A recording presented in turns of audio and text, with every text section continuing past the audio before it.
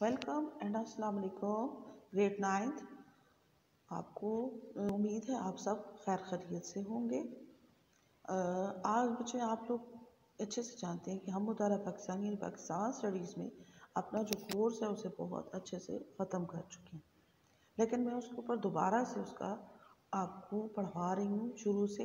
इसलिए पढ़ा रही हूँ स्टार्ट से कि आप लोग जो हैं वो अगर आपको कोई कहीं भी कोई डिफ़िकल्टी है तो आप उसको दूर कर सकें। तो स्टूडेंट्स, आज हम पाकिस्तान स्टडीज़ में अपना जो है यूनिट नंबर 1 शुरू करेंगे। यूनिट नंबर 1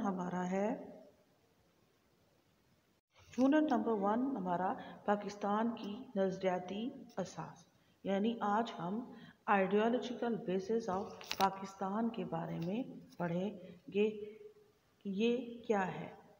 स्टूडेंट्स, पाकिस्तान की आज हम जो नज़रियाती असास यानी आइडियोलॉजिकल बेसिस ऑफ पाकिस्तान है, उसमें हम लोग आज पढ़ रहे हैं कि पाकिस्तान पढ़ेंगे कि एक अहमियत के बारे में कि पाकिस्तान जो है हमारा वतन, उसका क़याम हिस्ट्री बहुत गैर मामूली हैसियत यानी एक एक्स्ट्रा ऑर्डनरी इम्पोर्टेंस रखता है हिस्ट्री ऑफ पाक में। ये तारीख़ में एक बहुत गैर मामूली अहमियत रखता है। पाकिस्तान जो है वो एक आइडियोलॉजी यानी नज़रिए की बुनियाद पर कायम किया गया। इसी वजह से पाकिस्तान को एक आइडियोलॉजिकल स्टेट यानी नज़रियाती रियासत भी कहा जाता है। और पूरी इस्लामिक वर्ल्ड यानी पूरी इस्लामिक दुनिया में मुसलमान वो वाहिद मुल्क है जो कि किसी आइडियोलॉजी यानी नज़रिए की बुनियाद पर बना है। अब नज़रियाती रियासत क्या होती है? नज़रियाती रियासत वो होती है जिसके अफराद अपने निज़ाम हयात और कौमी किरदार की तश्कील अपने नज़रिए की रोशनी में करते हैं। यानी पाकिस्तान जिस आइडियोलॉजी की बेस पर कायम किया गया, वो आइडियोलॉजी क्या थी? वो थी आइडियोलॉजी ऑफ पाकिस्तान यानी नज़रिया पाकिस्तान। अब हमने पढ़ा कि नज़रिया क्या हो, आप कहते हैं कि नज़रियाती रियासत के बारे में पढ़ा, फिर नज़रिया पाकिस्तान है। अब यहाँ पर हम जानते हैं कि असल में आइडियोलॉजी यानी नज़रिया चीज़ क्या होती है। तो इसके बारे में बहुत सी चीज़ें बारे में लिखा गया कि नज़रिया क्या होता है। तो नज़रिया जो है असल में दो अल्फाज का मजमूआ है, जिनमें एक है आइडिया जिसका मतलब होता है ख्याल या तसव्वुर, और दूसरे नंबर पे आ गया उसका लॉजिक जिसका मतलब है साइंस। यानी ख्यालात और तसव्वुरात की साइंस को आइडियोलॉजी या नज़रिया कहा जाता है। आइडियोलॉजी का जो लफ्ज़ है वो फ्रांसीसी ज़बान के लफ्ज़ आइडियोली से माखूज़ है, यानी आइडियोली से निकला है। और इनकलाब फ्रांस के दौरान सबसे पहले इसे डिस्टर ट्रेसी ने इस्तेमाल किया। उन्होंने कहा कि इसका मतलब है ख़यालात और तसव्वुरात की साइंस को नज़रिया कहते हैं। अगर हम नज़रिए की बहुत कम्प्रिहेंसिव डेफिनेशन देखते हैं, जामे तारीफ देखते हैं, तो उसमें कहते हैं कि किसी सियासी और समाजी, मजहबी या माशी तहरीक का ऐसा लाया है अमल जो हालात, वाक़यात और हक़ाइक़ की रोशनी में आगे चलकर यानी मुस्तक़बिल में पूरी कौम का मुश्तरका नस्बुल ऐन बन जाए, उसे हम आइडियोलॉजी यानी नज़रिया कहते हैं। हर इंसान की ज़िंदगी का एक ख़ास मकसद होता है जिसके हसूल में उसकी अक़ल, इल्म और तजर्बात उसकी रहनुमाई करते हैं।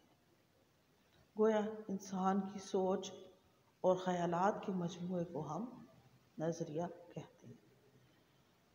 इसी तरह हर कौम की इज्तिमाई ज़िंदगी का भी एक ख़ास मकसद मुतय्यन होता है जिसके हसूल के लिए उस कौम के अफराद एक इज्तिमाई सोच और फ़िक्र यानी जो उनकी कलेक्टिव उनकी थिंकिंग होती है और फ़िक्र की रोशनी में वो मिलकर जदोजहद करते हैं, और यही उनकी जो कलेक्टिव थिंकिंग होती है वो उस कौम का नज़रिया कहलाती है। यानी कि हर बंदे का जो होता है अलहदा से भी होता है तजर्बा, वो अपने सीखते हैं, आप जिसको अपने इल्म में करो तजर्बात की उसकी रहनुमाई करते हैं। इसी तरह जो कलेक्टिव होता है, मुश्तरका होता है, उसका भी एक होता है कि इसमें सारी कौम जो है वो एक इज्तिमाई सोच और फ़िक्र की रोशनी में वो एक जगह पर इकट्ठे हो जाते हैं और यही उस कौम का नज़रिया कहलाता है। ठीक है, नज़रिए के बारे में हमने पढ़ा। अब पढ़ते हैं कि नज़रिया पाकिस्तान क्या है, यानी आइडियोलॉजी ऑफ पाकिस्तान क्या चीज़ है। बरसगीर पाक व हिंद के मुसलमानों का जो कौमी मकसद एक ऐसी रियासत का क़याम था कि जहाँ वो अपनी ज़िंदगी आज़ादी के साथ बसर कर सके, और यही जो इनको पर्पस था, यही इज्तिमाई सोच यानी जो उनकी कलेक्टिव थिंकिंग थी, उन्होंने इसको गाइड किया। वो ये थी, क्या थी वो, यही जो इज्तिमाई सोच और फ़िक्र ने उनकी रहनुमाई की, वो क्या थी, वो ये थी कि मुसलमान हिंदुओं से अलग एक मुनफरिद कौम है, यानी हम लोग टोटली डिफरेंट है हिंदुओं से, लिहाजा उनका अपना एक अलग वतन होना चाहिए, यानी कि हम लोग हिंदुओं से बिल्कुल मुख्तलिफ है। जब हिंदुओं से हम लोग मुख्तलिफ हैं, हमारी रस्म व रिवाज, हमारी रिवायात, हमारी खाना उठना पीना बैठना, हर चीज़ हमारी उनसे डिफरेंट है, जिसके बारे में कायदे आज़म ने भी कहा था कि हिंदू और मुसलमान जो हैं वो नदी के दो किनारे हैं, जो आखिर तक जो है वो साथ चल तो सकते हैं लेकिन कभी एक दूसरे में जम नहीं हो सकते। तो यही था कि वो कहते हैं कि हम लोग जब मुख्तलिफ हैं उनसे, तो हमारा एक वतन होना चाहिए।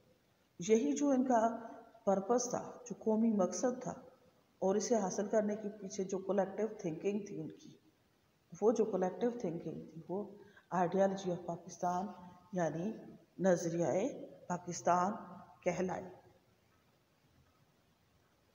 नज़रिया पाकिस्तान यानी आइडियोलॉजी ऑफ पाकिस्तान के बारे में अब पढ़ा तो कहते हैं कि नज़रिया पाकिस्तान या आइडियोलॉजी ऑफ पाकिस्तान जो है, जो एक टाइम में रिलीजियस भी है, पॉलिटिकल भी है और इकोनॉमिक भी है, यानी वो एक वक्त में मजहबी भी है, सियासी और इक़्तिसादी नज़रिया भी था। अगर रिलीजियस पॉइंट ऑफ व्यू से देखें तो इसका पर्पस क्या था कि ऐसी रियासत का असूल था जहाँ जनूबी एशिया के मुसलमान अपने मज़हब के रहनुमा असूलों के मुताबिक ज़िंदगी गुजार सकें। अगर हम पॉलिटिकल पॉइंट ऑफ व्यू से, पॉलिटिकल आइडियोलॉजी से देखते हैं, तो जो आइडियोलॉजी ऑफ पाकिस्तान का बेसिक पर्पस था कि जनूबी एशिया के मुसलमानों को हमेशा के लिए हिंदू अक्सरियत के यकीनी गलबे से बचाना था। जबकि अगर हम लोग देखते हैं इसको इकोनॉमिक आइडियोलॉजी के से, तो इसका मकसद माशी इस्तेहसाल का ख़ात्मा और तमाम शहरियों को तरक्की के यकसा मौक़े फराहम करना। यूँ ये जो आइडियोलॉजी ऑफ पाकिस्तान है यानी जो नज़रिया पाकिस्तान है, एक मुनफरद अहमियत का हामिल था। तो स्टूडेंट्स, आज हम लोगों ने जो पढ़ा नज़रिए के बारे में, उसके नज़रिए के मफ़हूम के बारे में, यानी आज हमने आइडियोलॉजी और मीनिंग ऑफ आइडियोलॉजी के बारे में जो पढ़ा है, उम्मीद है स्टूडेंट्स आपको इसकी समझ आ गई होगी। तो इसी से रिलेटेड जो आज हमने लेक्चर आपको दिया, उसी से रिलेटेड स्टूडेंट्स आज मैं इसकी ई असेसमेंट भेजूँगी, जो आप लोगों ने मुझे गूगल क्लासरूम में ज्वाइन करना है। वहाँ पर आप लोगों ने मेरी असेसमेंट को कंप्लीट करना है और उसके साथ साथ ये जो क्वेश्चंस बन रहे हैं कि आइडियोलॉजी क्या चीज़ होती है, नज़रिया क्या है, इसका मीनिंग क्या है, वो आप लोगों ने मुझे अपनी नोटबुक पे या जो असाइनमेंट आप बनाएंगे वो आपने मुझे एंड ऑफ द वीक आके जो है वो चेक करवानी है। अपना ख्याल रखिएगा। ओके स्टूडेंट्स, अल्लाह हाफिज़।